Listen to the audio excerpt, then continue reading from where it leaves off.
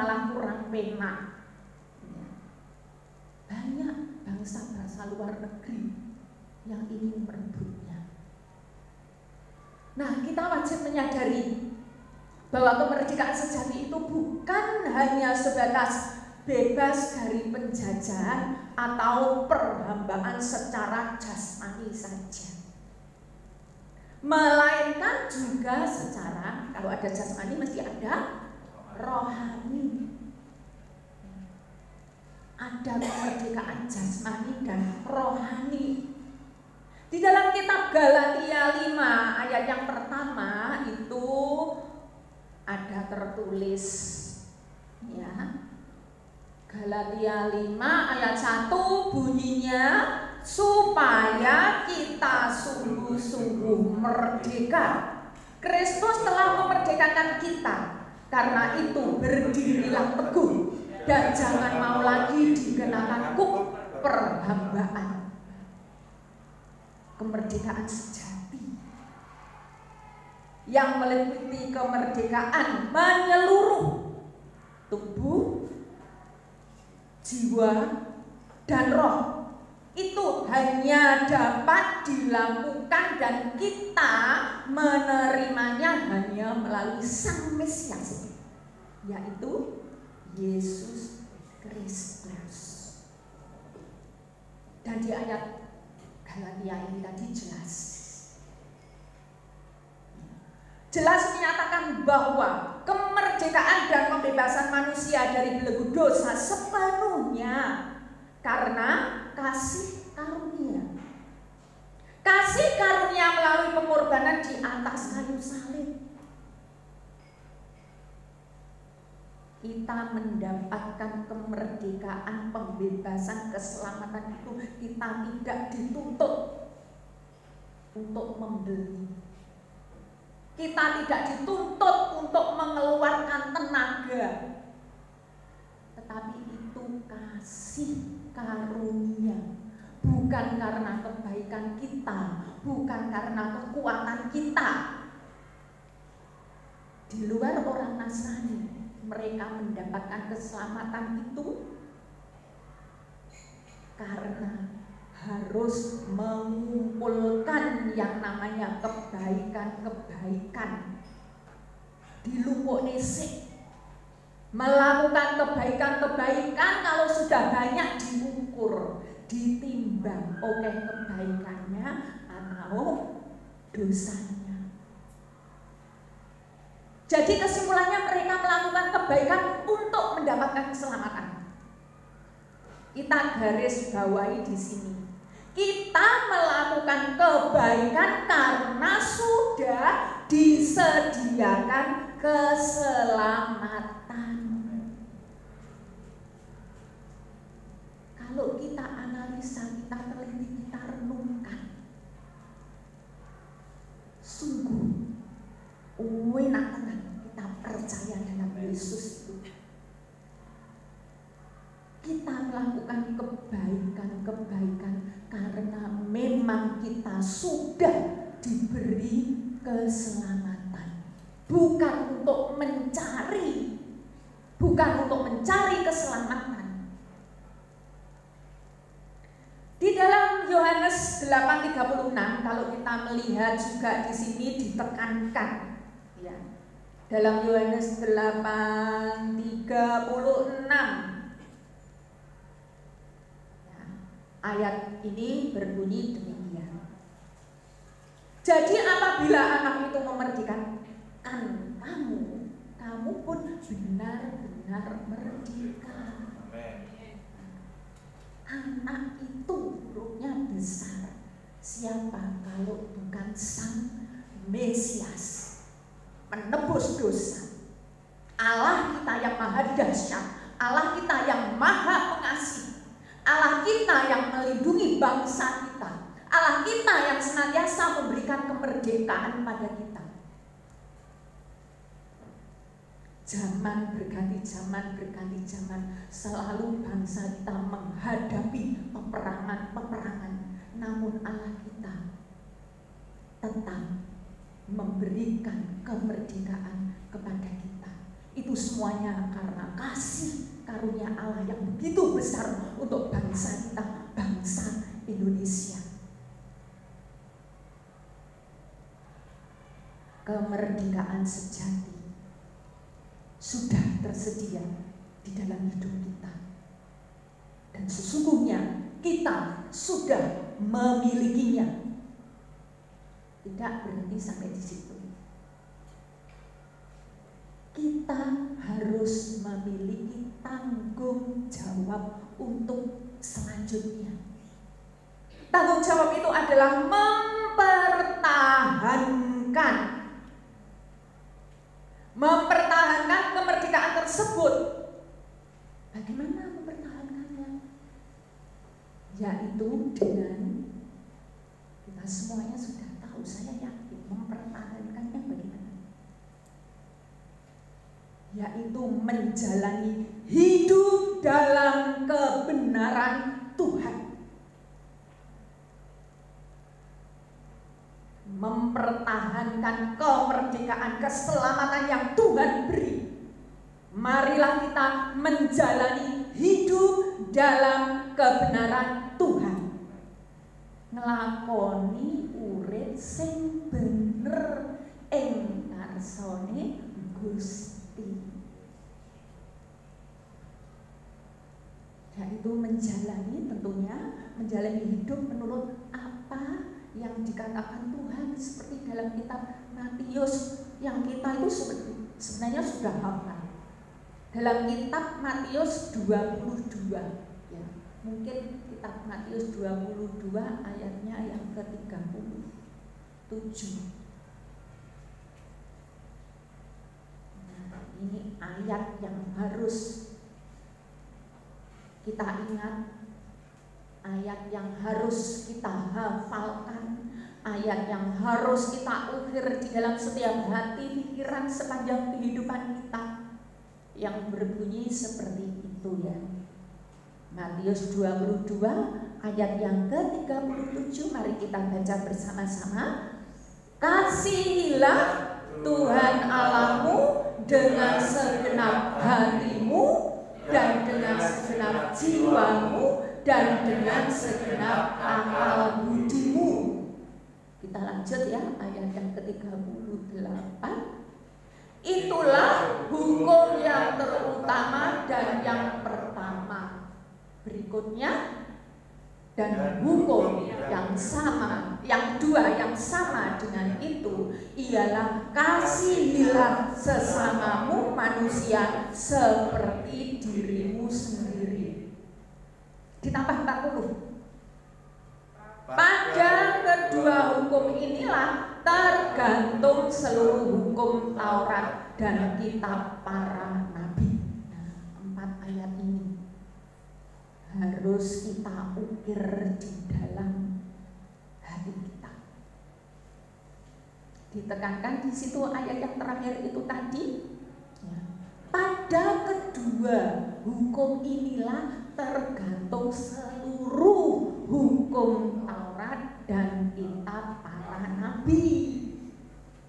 Hukum Taurat zaman Perjanjian Lama yang oleh Tuhan langsung diberikan kepada Musa, tulisan tangan Tuhan sendiri itu. Tulisan tangan Tuhan di batu. Musa mengambilnya di Gunung Sinai. Nah, karena kasih Tuhan yang begitu besar untuk keselamatan kita, memberikan hukum itu. Iki lola konono kowe selamat. Ya.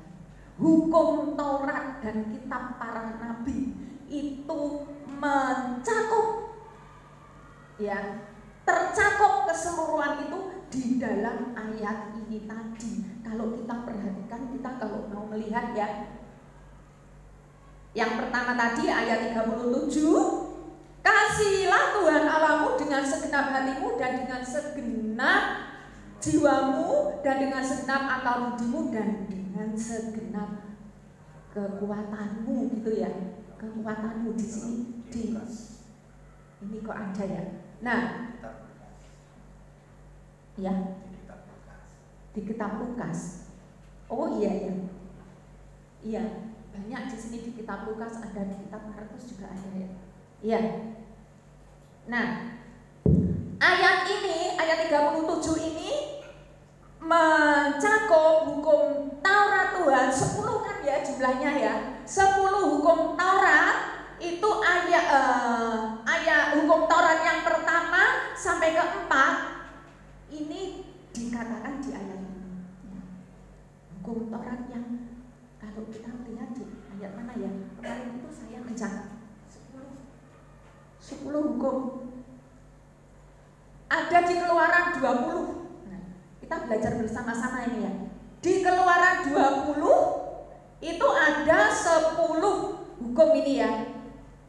Ayat yang kedua sampai 17. Nah, ini ayat 37 ini tadi meliputi yang nomor 1 sampai nomor 4. Jangan ada padamu Allah lain di hadapanku. Allah lain di situ tulisannya hanya pakai huruf kecil. Tentunya bukan Allah yang kita sembah. Allah lain di sini adalah bermacam-macam wujudnya. Mungkin berupa tahta, kursi yang megah. Mungkin berupa upah atau gaji yang mau gitu ya orang. Ini Allah lain. Mungkin merasa cantik, wajahku cakep, penampilanku aduhai. Itulah yang namanya Allah lain. Suakeh pokoknya ya.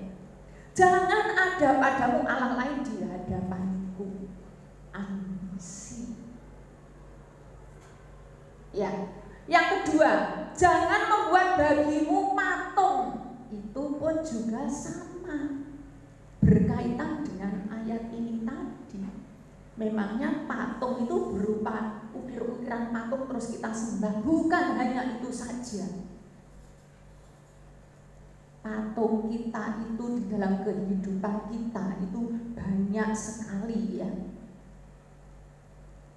Merasa memiliki ini, itu. Kita mendahulukan apa yang kita miliki. Gak butuh gereja-gerejoan, aku wis iso urip dhewe. Aku wis kecukupan. Ada patung di dalam dirinya. Gak usah menyembah sembahyang-sembahyangan. Gak usah gereja-gerejoan. Aku wis cukup kok. Di situ ada patung di dalam dirinya. Jangan menyebut nama Tuhan Allahmu dengan sembarangan. Jangan engkau menyebut nama Tuhan Allahmu dengan sembarangan. Kadang kita tidak sadar melakukan sesuatu kesalahan dan kita tidak mengaku, demi Allah. Demi Allah, yakin aku tidak melakukan hal itu, hati-hati. Ini namanya memakai nama Tuhan untuk bersumpah palsu. Makanya di dalam penyumpahan itu yang khusus untuk orang-orang Nasrani ya, setelah orang agama lain ya, sumpahnya kami bersumpah kan begitu. Tapi untuk orang Nasrani kami berjanji. Perhatikan di sumpah-sumpah itu. Kami berjanji. Gak berani bersumpah ya. Karena kadang kita gak sadar bahwa kita melakukan dosa. Padahal sumpah demi gitu ya. Nah, yang keempat, ingat dan kuduskanlah hari Sabat. Nah, seperti kita sekarang ini, kita menguduskan hari Sabat dan kita hadir bersama-sama di tempat ini karena hari ini adalah hari yang kudus. Kita menyembah Tuhan, kita merasakan hadirnya Tuhan di hidup kita. Nah, ini ayat yang hukum yang pertama dan keempat di cover di ayat yang ke-37. Kemudian ayat yang ke-38 bunyinya bagaimana ya tadi? Tolong tadi bagaimana bunyinya?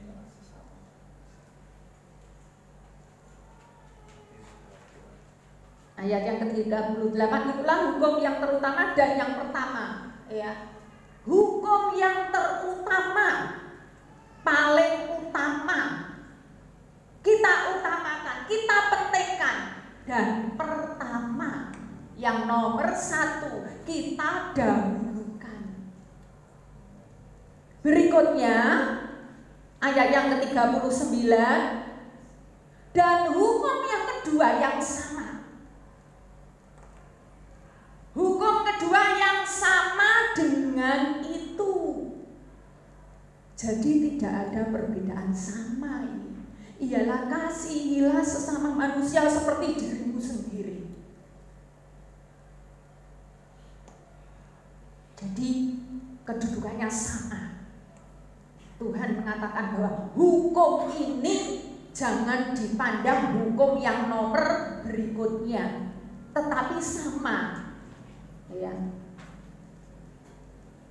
Di sini dikatakan kasihilah sesamamu manusia seperti dirimu sendiri. Seperti tadi kita sudah mengurai. Pada intinya sebenarnya kita ambil saja contoh-contoh banyak sekali. Kita bisa membayangkan mengasihi sesama itu yang bagaimana. Kita ambil kesimpulan, lek orang gedeng mloro ati yodo, ojo nglarani atine liya. Lek orang gelem dijiwit ya aja jiwit. Lek orang gelem dirugekne ya aja ngrugekne liya. Lek pengin dikasihi ya kasihono wong liya.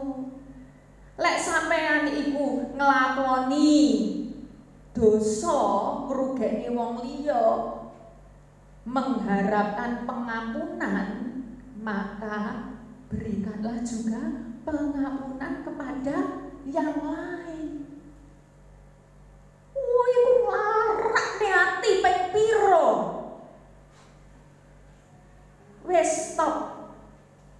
Aku ora arep ngampuni musuh. Kadang nggak sadar itu. Wes ora kena diitung lho wong iku. Musuh besarku itu. Nah, itu kalau kita mendengar hal seperti itu, kita jadi koreksi diri. Iki apa ya ngono kuwi lho. Masih yo aku orang ngomong ngono. Koyok-koyoke ning perasaanku yo tahu ngono kuwi. Nah, bertobatlah. Gak pernah mengucap musuhku, tetapi marilah kita menata hati kita. Ingat, kasih Tuhan begitu besar di dalam diri kita. Kita membutuhkan kasih-Nya. Kita membutuhkan pengampunannya. Kita membutuhkan keselamatan yang dari Tuhan. Ketika kita menghadapi sesuatu hal yang kita tidak mampu, sesuatu hal yang kita sangat berat dan sulit untuk melakukan pengampunan, marilah kita sujud kepada Tuhan. Dia Allah yang luar biasa, melihat kita, anak-anaknya yang memohon dengan hati, pasti Tuhan dengan kuasa Roh Kudus-Nya senantiasa siap memberikan kemampuan. Sungguh indahnya bila kita hidup di dalam kedamaian. Maka itulah yang dinamakan kemerdekaan yang sejati. Kemerdekaan yang sejati, kita memiliki hati sing enteng gitu. Gak ada dendam, gak ada sakit hati. Karena memang kemerdekaan itu sebenarnya mudah kita dapatkan. Yang sulit itu adalah karena kita sendiri yang membuatnya. Datang kepada Tuhan dengan ketulusan hati, memohon kepada Tuhan untuk menghadapi situasi yang seperti ini. Banyak musuh-musuh bangsa kita, bukan hanya orang asing, namun juga sesama bangsa kita. Intoleransi, bahkan bukan hanya itu saja, sesama Kristen, sesama Muslim, sesama keyakinan bermusuhan.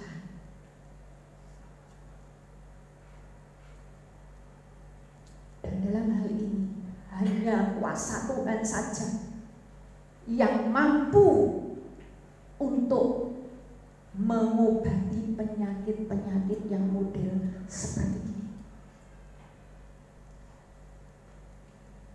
Mari kita sebagai bangsa yang cinta tanah air, kita pun peduli melihat kondisi negeri kita,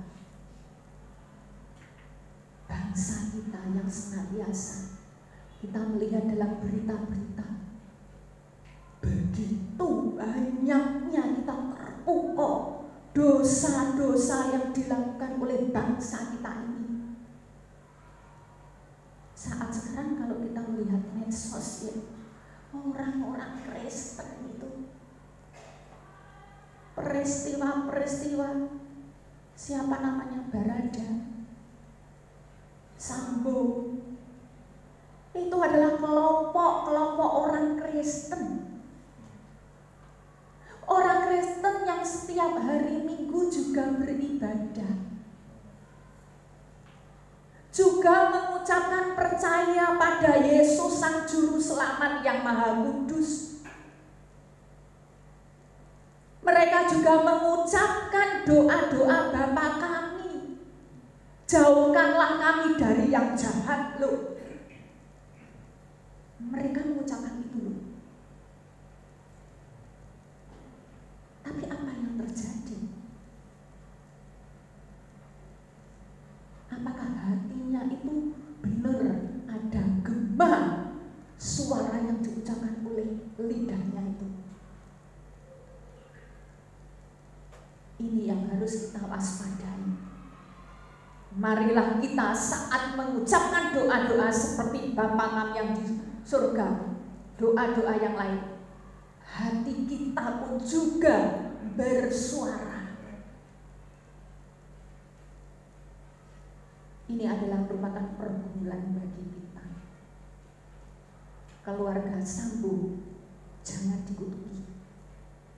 Mari kita doakan agar orang-orang ini diberi karunia Tuhan hikmat untuk mampu berlutut, mengakui kesalahannya, untuk bertobat, benar-benar bertobat. Jangan mudah menyalahkan. Peristiwa seperti itu adalah sama dengan penyakit yang bisa menjalar ke yang lain-lainnya. Marilah kita demi bangsa dan negara kita tercinta untuk kelangsungan kejayaan bangsa. Bangsa kita yang dicintai, dikasih oleh Tuhan sejak dahulu kala, bangsa Indonesia yang mau dihancurkan, mau dihapus, mau diganti lambang negaranya dengan lambang negara lain. Namun Tuhan tetap memberikan kejayaan sampai saat ini. Kita masih bisa merasakan, kita masih melihat ada Pancasila yang diucapkan kemarin itu di upacara 17 Agustus. Pancasila masih diucapkan. Undang-Undang Dasar 45 masih dibacakan. Itu semuanya adalah kasih karunia Tuhan untuk bangsa negeri Indonesia tercinta.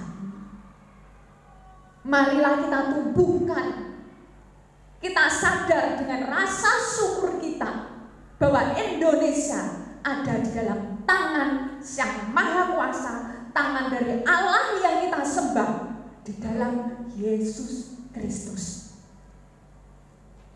Ketika bangsa kita sudah merdeka, masih banyak penjajah yang ingin menguasai. Masih banyak sampai hari ini, nanti, sampai kapanpun ingin menguasainya. Dan bahkan kita tidak tahu, yang menguasai itu seolah-olah itu bolone awake dhewe. Tibane bareng dibuka atine. Tibane dudu. Ketoke bangsa Indonesia padha wong Jawane, padha wong Indonesia. Buar dicedheki kowe tok atine ala kowe iki tibane wis duduk wong Indonesia kok. Kaget. Kalau kita mau teliti, kita mau jeli, banyak itu peristiwa-peristiwa seperti itu. Nah, bangsa kita merdeka banyak penjajah-penjajah yang ingin menguasai. Demikian juga iblis. Iblis berupaya keras untuk menjajah orang yang sudah dimerdekakan seperti kita. Iblis gak pernah tidur loh. Gak pernah tidur, gak punya lelah iblis itu. Kita kerja seharian, maghrib mulai tekan rumah gak sempat adus moro langsung ngantuk di gelibra.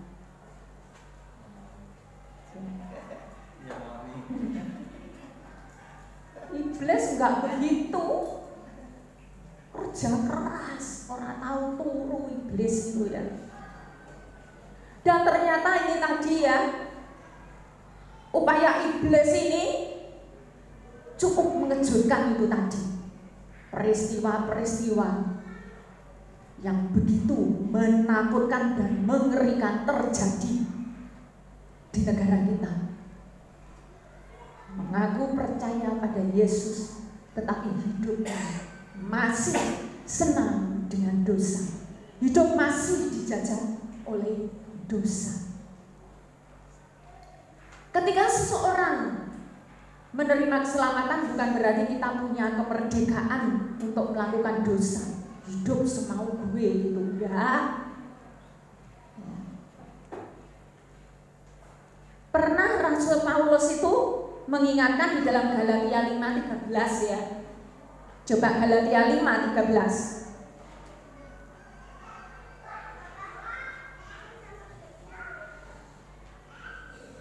Ayatnya berbunyi, nah ini, saudara-saudara, memang kamu telah dipanggil untuk merdeka, tetapi janganlah kamu mempergunakan kemerdekaan itu sebagai kesempatan untuk kehidupan dalam dosa, melainkan layanilah seorang akan yang lain oleh kasih.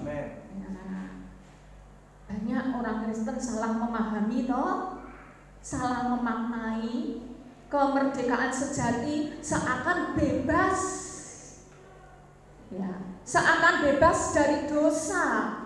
Berarti bebas untuk berbuat dosa dong? Enggak demikian. Ya,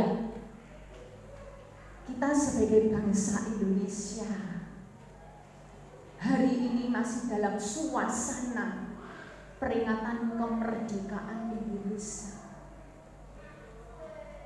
Kita wajib memiliki rasa bangga